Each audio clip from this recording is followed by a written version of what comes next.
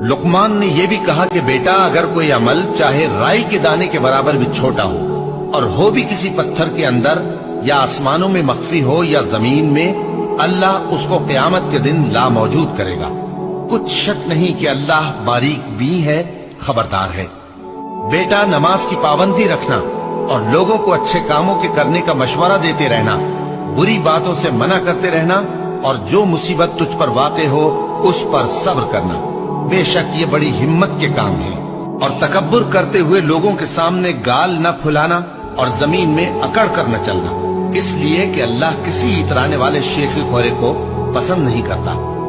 और अपनी चाल में एतदाल किए रहना और बोलते वक्त जरा आवाज नीची रखना, क्योंकि बहुत ऊंची आवाज गधों की सी है और कुछ शक नहीं कि सबसे बुरी आवाज गधों की होती है।